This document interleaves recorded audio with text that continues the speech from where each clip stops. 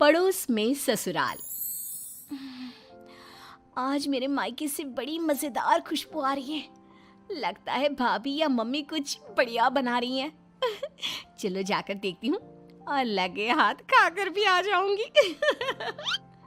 मायरा घर से बाहर निकलने ही वाली होती है कि पीछे से उसकी सास आ जाती है। ओ मैडम, कहाँ निकली आपकी सवारी हैं?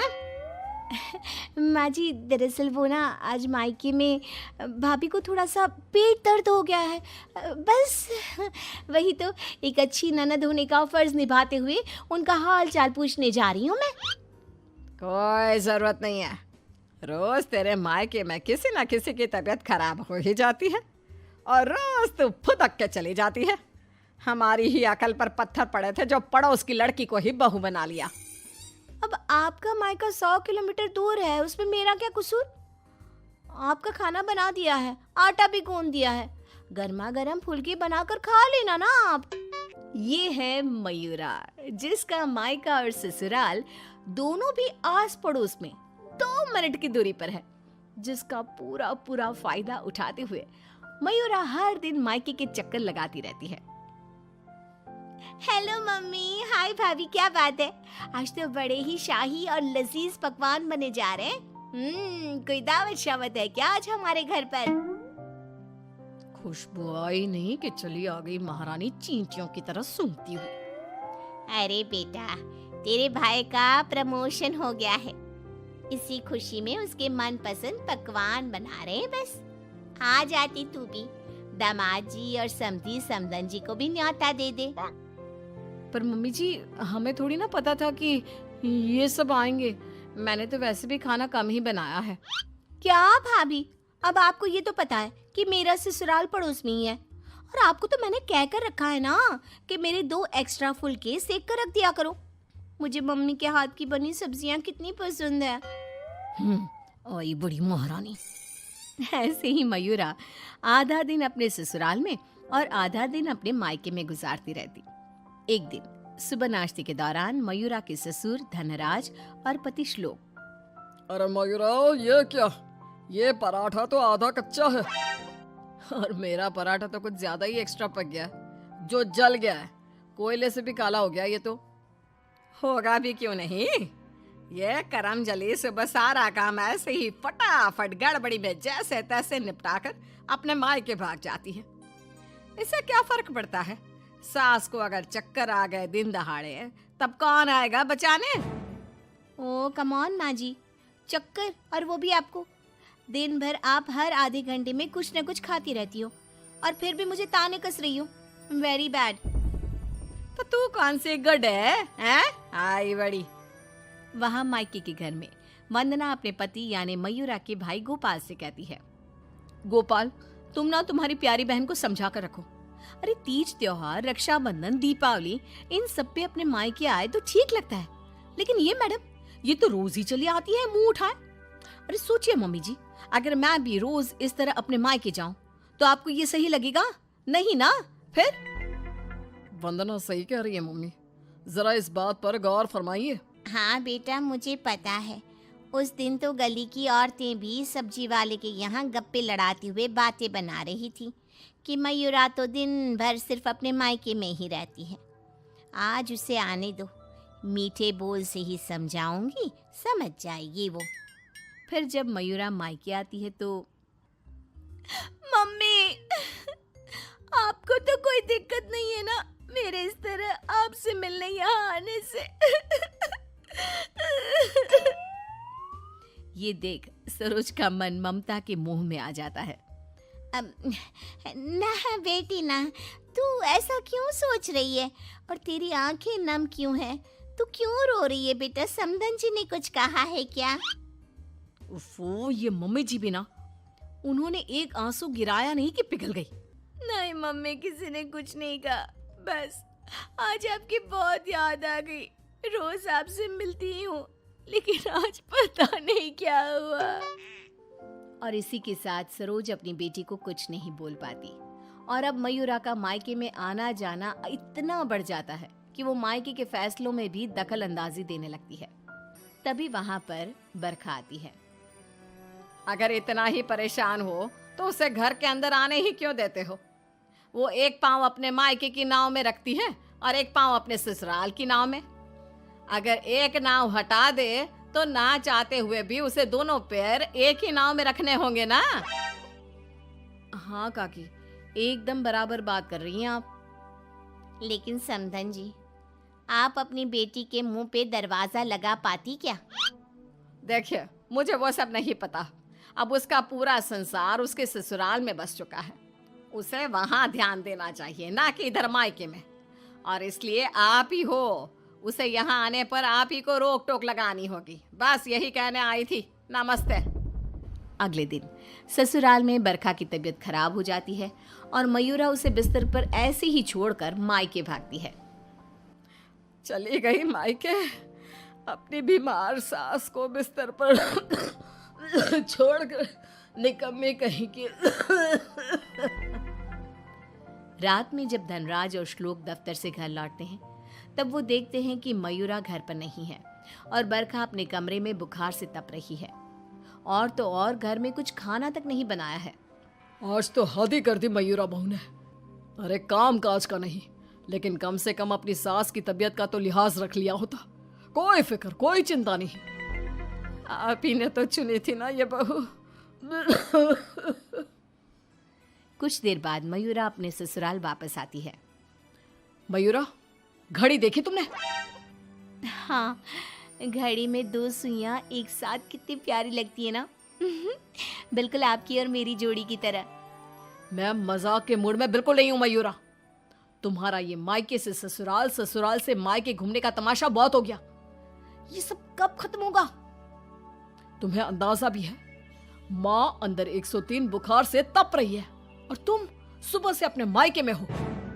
बहू, अच्छा होगा कि तुम मायके जाना कम कर दो, वरना कहीं ऐसा ना हो कि एक दिन दोनों तरफ की रिश्तों की डोर टूट जाए और तुम बीच में ही लटकी रह जाओ। जी पापा जी, आप टेंशन मत लो। मैं मायके जाना तो नहीं छोड़ सकती, लेकिन मैं अपना बहु धर्म अब अच्छे से निभाऊंगी। मैं रोज माँ जी का एकदम हल्के नाजुक पत्ते की तरह ख्याल रखूंगी और आप लोगों को शिकायत का मौका भी नहीं दूंगी। पर मयूरा तो आखिर मयूरा है, इतनी जल्दी कैसे उसे किसी की बात समझ में आ जाती? ये तो उसकी डिक्शनरी में था ही नहीं।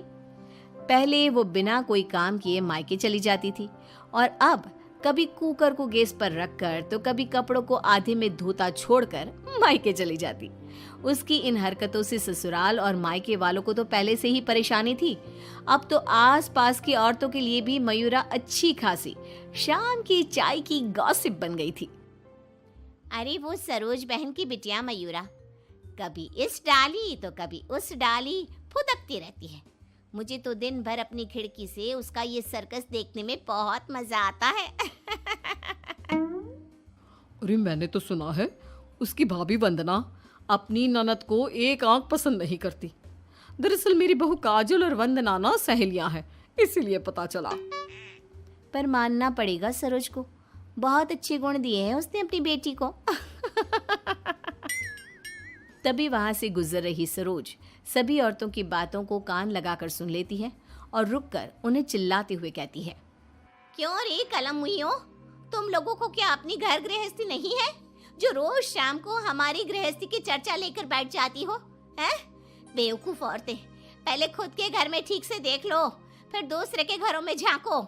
क्यों सल्ला बहन, आपका बेटा तो रोज रात को नशे में धुत लुढ़कता हुआ घर वापस आता है ना, हमने कभी कुछ बोला?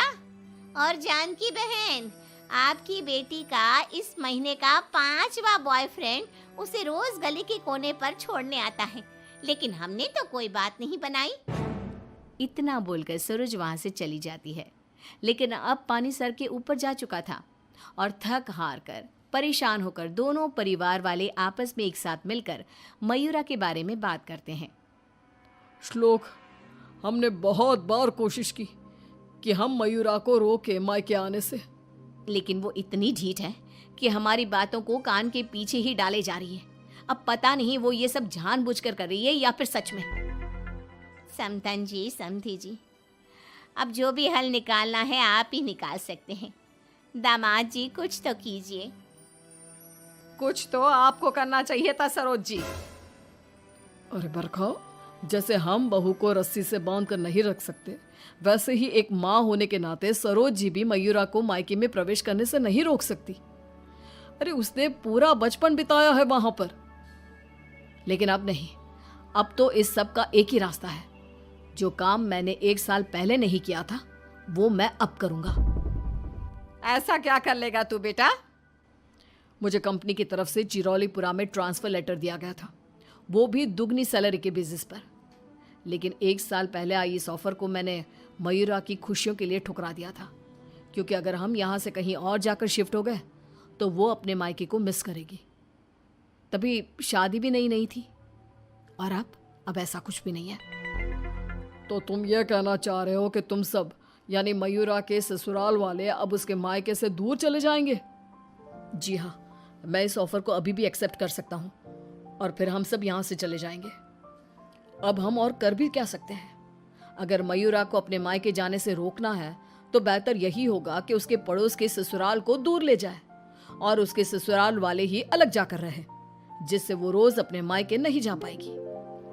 सभी श्लोक के इस फैसले पर सहमति जताते हैं और फिर मयूरा अपने पति की ट्रांसफर की वजह से शिफ्ट होने की बात को साधारण समझकर अपने मायके से दूर चली जाती है। जो भी कहो, सही मायनों में बहू विदा करके तो मैं अब लाई हूँ।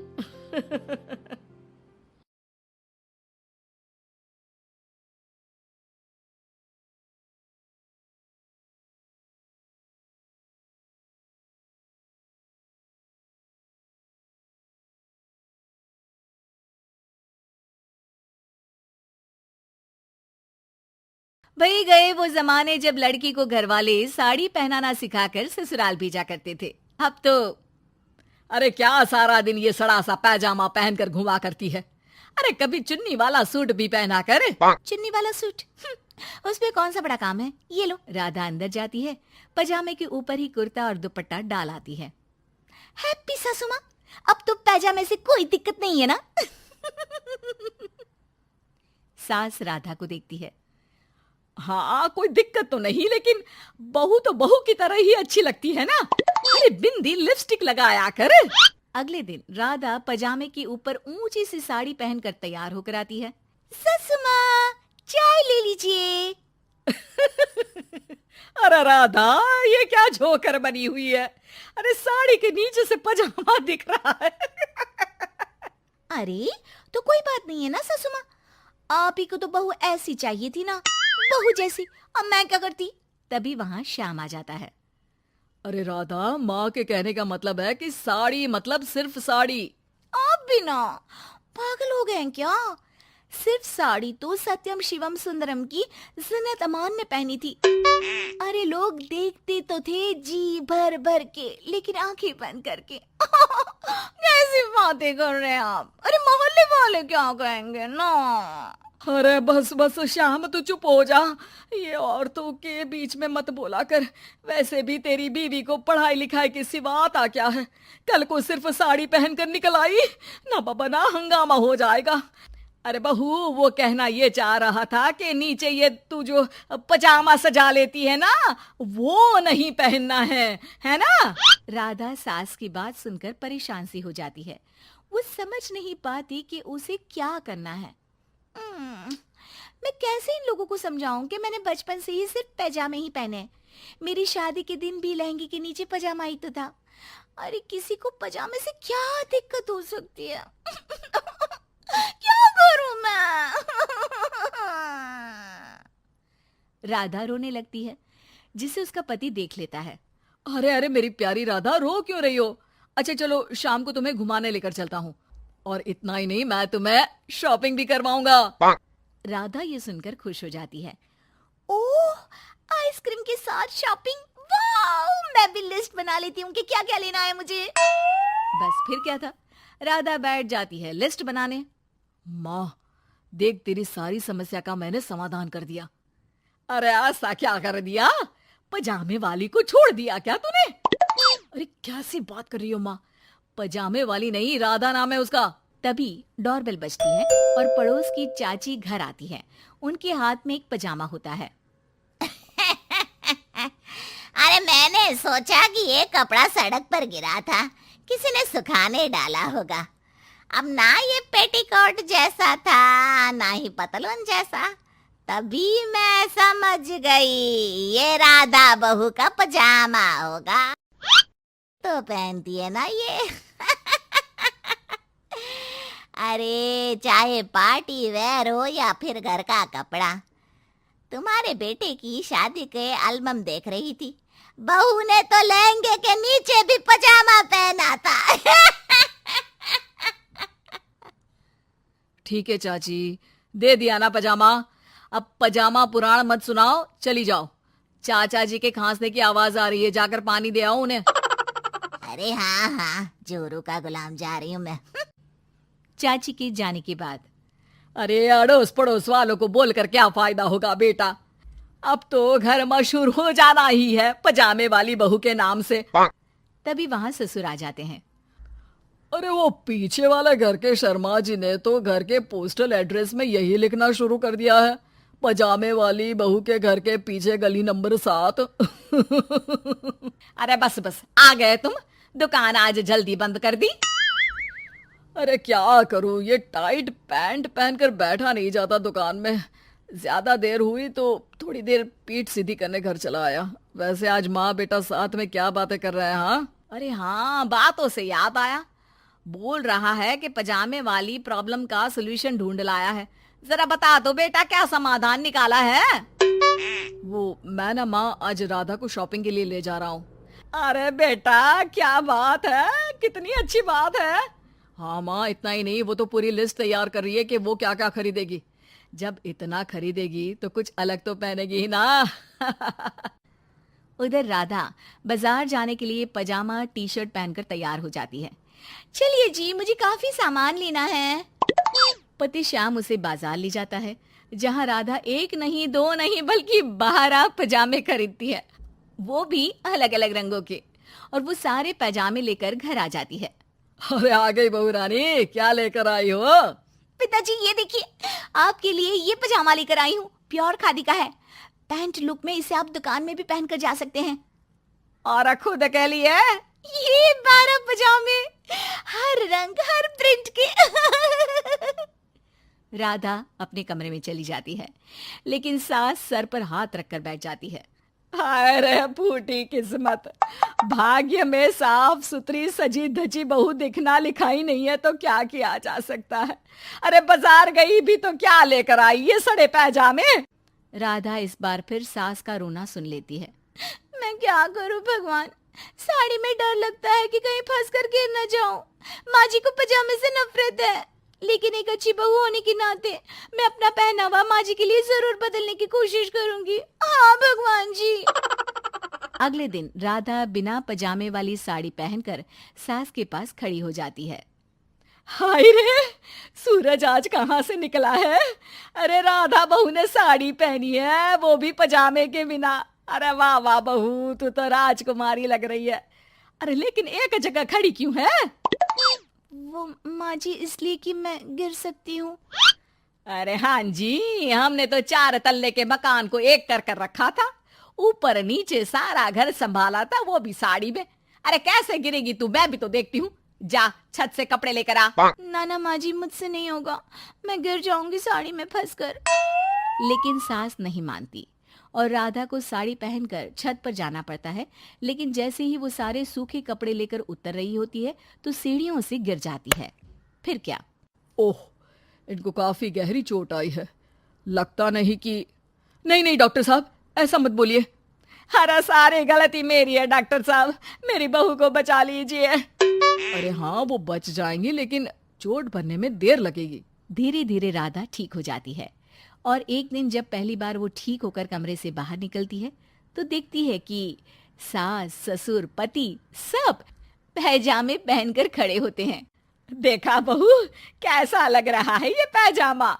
वैसे बहू सही में ये बड़ा कंफर्टेबल है। हाँ, अरे अब तो इसे पहनकर मैं इतने आराम से दुकान में बैठता हूँ कि कितने ही ग्राहक क्यों ना आ जाए, फटाफट काम होता है। मुझे माफ कर दीजिए माँ जी, मैं साड़ी पहनने की पूरी कोशिश करूंगी। अरे नहीं नहीं बहू, मुझे माफ कर दे। तूने घर के लिए मेरे लिए बहुत त्याग किया। बेटा इंसान पहनावे से नहीं बल्कि अपने कुशल व्यवहार से सबका प्यार पाता है। हमें तो अब बस पजामे वाली ही बहू चाहिए।